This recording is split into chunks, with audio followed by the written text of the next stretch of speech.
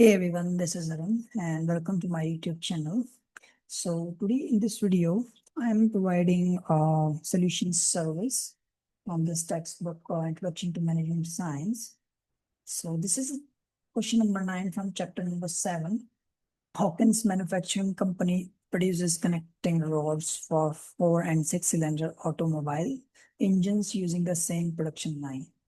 So this question has 4 parts in it. And if you need the solution of this question, you can just directly reach me out. I will try to work on this question, and I will be providing you the Excel server and the formulas that are required to solve this question, as well as the formulation and all the 4 parts in one Excel file and all the things that are associated with it.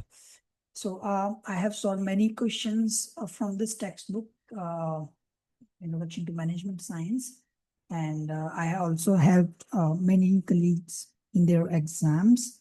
So if you are having any issues or if you need some help in any question from this textbook, so you can also directly reach me out over my WhatsApp and my email address.